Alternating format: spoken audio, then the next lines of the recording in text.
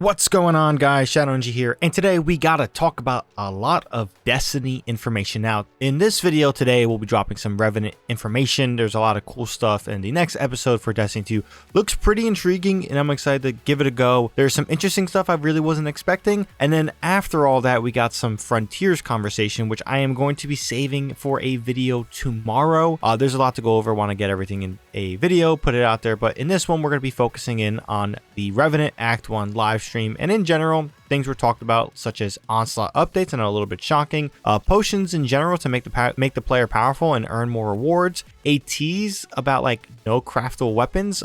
There is a caveat to that, but it is tied to some of the reward drops. But before we jump into all that information talked about in Revenant Act 1 livestream, just want to mention, for more information, we have tons of stuff planned on the way, especially with Act 2. There's a lot of new stuff to go over. Exciting times for Destiny in terms of some stuff. Be sure to hit that subscribe button and bell to be notified when I do drop more content, if you guys want to stay up to date with the content from me. Now, first of all, this episode was immediately described as being metal, and I do think that this picture with fikrul and all these different things showcases the metalness of this. No trailer, no like actual footage except some Onslaught stuff, but in all, I do think that this is going to be an interesting step going forward with seeing what the tone of all these different things could be with Destiny in Revenant. I do think that these episodes are going to be some of that filler stuff leading into Codename Apollo with the new expansions things, but in general, the concept art looked really cool, kind of fits in what we know when it came to the vampire-y style thing and things like that. But to my surprise,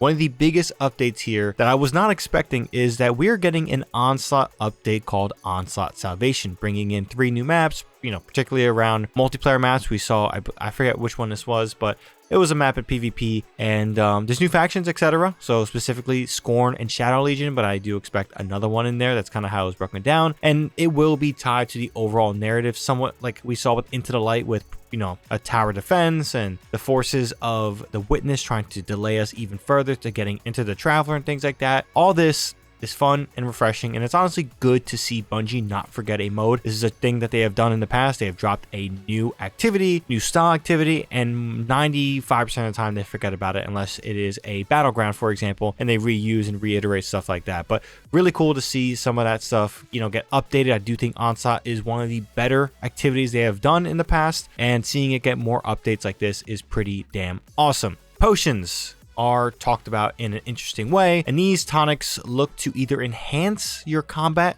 or your rewards.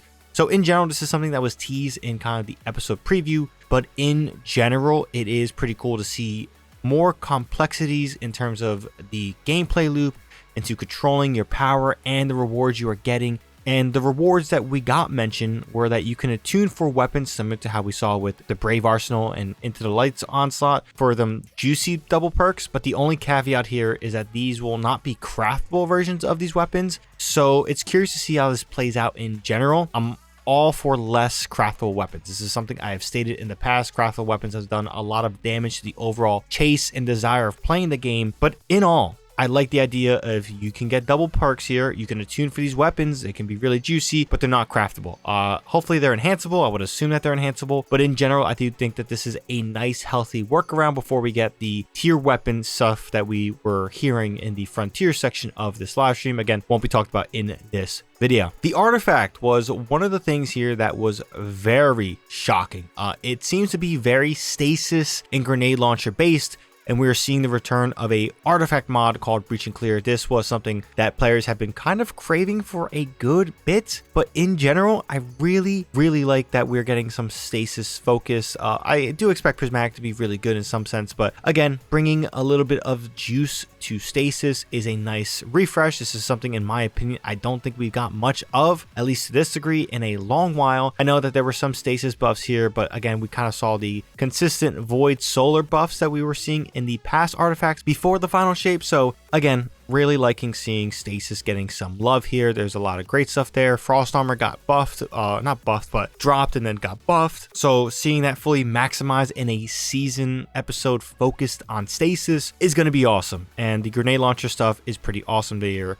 Talked about some buffs to Fighting Lion, not expecting that. I think hits cause destabilizing rounds instead of kills, hits, so that should be intriguing. But again, artifact stuff, really juicy. Another thing tied to the artifact with tonics is that we're going to be use these tonics or potions to enhance the benefits of mods from the artifact, which I think is a very awesome thing to see. It allows for a little bit more build crafting, more interconnected between the artifact, your build, some other mods. I do think it is a good way to enhance the gameplay loop, which hopefully should be in a better place than it was in Echoes. I was okay with Echoes, but I guess you could say from the final shape to Echoes, there was a massive disparity between the quality of content with one side of the game versus the other. So I hope Revenant really turns that around. Another thing too is that in Act 2 we got some teases. For example, the inverted spire strike is going to be returning, so expect a refresh to encounters and enemy density with some updates. But of course, when it comes to these, I guess you could say strike refreshes, you know,